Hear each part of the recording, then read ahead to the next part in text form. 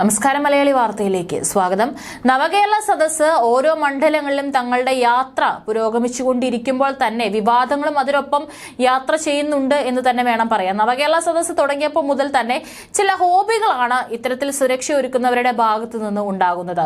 സാധാരണക്കാരുടെ പരാതികൾ കേൾക്കാൻ വേണ്ടി മുഖ്യമന്ത്രിയും മന്ത്രിമാരും നേരിട്ട് ജനങ്ങളിലേക്ക് ഇറങ്ങുന്നു എന്നൊക്കെ തന്നെയാണ് പറഞ്ഞു വെക്കുന്നത്. പക്ഷേ മുഖ്യമന്ത്രിയെ കാണാൻ വേണ്ടിയിട്ട് ക്യൂ നിൽക്കാനോ അല്ലെങ്കിൽ മുഖ്യമന്ത്രിയെ ഒരു രാജാവ് എഴുന്നള്ളുന്ന സമയത്ത് നോക്കിക്കാണുന്ന പോലെ ജനങ്ങൾക്ക് നോക്കിക്കാണേണ്ട അവസ്ഥയാണ്.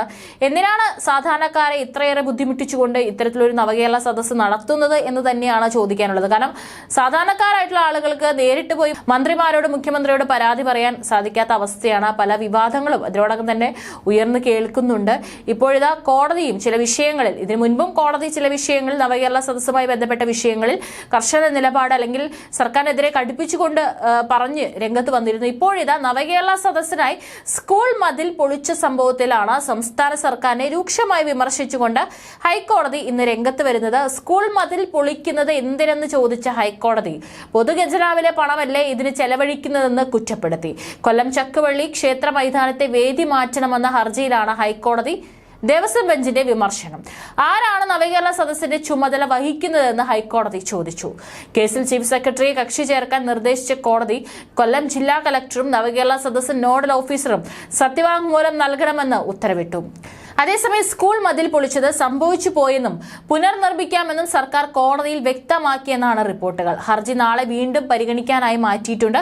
കൊല്ലം ജില്ലയിലെ ചക്കുവള്ളി പരബ്രഹ്മക്ഷേത്ര മൈതാനം സർക്കാരിന്റെ നവകേരള സദസ്സ് നടത്താൻ അനുമതി നൽകിയ ഉത്തരവിന്റെ പകർപ്പ് ഹാജരാക്കാൻ തിരുവിതാംകൂർ ദേവസ്വം ബോർഡിനോട് ഹൈക്കോടതി കഴിഞ്ഞ ദിവസം നിർദ്ദേശിച്ചിരുന്നു. ഡിസംബർ 18 നവകേരള സദസ്സ് നടത്താൻ ചക്കുവള്ളി പരബ്രഹ്മക്ഷേത്രത്തിന്റെ മൈതാനം വിട്ടു നൽകുന്നത് ചോദ്യം ചെയ്ത് കൊല്ലം കുന്നത്തൂർ സ്വദേശി ജയകുമാർ, മൈനാഗപ്പള്ളി സ്വദേശി ഓമനക്കുട്ടൻ പിള്ള എന്നിവർ നൽകിയ ഹർജിയിലാണ് ഇന്ന് പകർപ്പ് ഹാജരാക്കാൻ justice Anil K Narendran, justice G Girish എന്നിവരടങ്ങുന്ന ഡിവിഷൻ ബെഞ്ച് നിർദ്ദേശിച്ചത്. ദേവസ്വം ബോർഡ് സ്കൂൾ ഗ്രൗണ്ട് എന്നാണ് സർക്കാർ പരസ്യങ്ങളിൽ പറയുന്നതെങ്കിലും ചക്കുവള്ളി പരബ്രഹ്മ ക്ഷേത്രത്തോട് ചേർന്നാണ് മൈതാനമെന്നും ദേവസ്വം ബോർഡിന്റെ ഉടമസ്ഥതയിലുള്ളതാണ് സ്കൂളും മൈതാനവുമെന്നും ഹിന്ദു ഐക്യവേദി ഭാരവാഹികൾ കൂടിയായ ഹർജിക്കാർ ചൂണ്ടിക്കാട്ടുന്നു. ക്ഷേത്രവുമായി ബന്ധമില്ലാത്ത പരിപാടികൾക്ക് ദേവസ്വം വക മൈതാനം ഉപയോഗിക്കുന്നത് തിരുവിതാംകൂർ കൊച്ചി ഹിന്ദുമത സ്ഥാപന നിയമത്തിന്റെയും കോടതി വിധികളുടെയും ലംഘനമാണ്. നവംബറിൽ തുടങ്ങി ജനുവരിയിൽ അവസാനിക്കുന്ന മണ്ഡല ചിറപ്പ് മഹോത്സവമാണ് ഈ ക്ഷേത്രത്തിലെ പ്രധാന ഉത്സവം. ഇതിനു പുറമെ 12 വിളക്ക്, മണ്ഡലവിളക്ക്, കാർത്തിക വിളക്ക്, മകരവിളക്ക് തുടങ്ങിയവയും ഇത്തവണ നടത്തുന്നുണ്ട്. ഡിസംബർ 18 വൈകിട്ട് 6 നവകേരള സദസ്സ് നടത്താൻ മൈതാനം വിട്ടു നൽകുന്നത് ക്ഷേത്രത്തിലെത്തുന്ന ഭക്തർക്കും വിശ്വാസികൾക്കും ബുദ്ധിമുട്ടുണ്ടാക്കുമെന്നും ഹർജിക്കാർ ആരോപിച്ചിരുന്നു.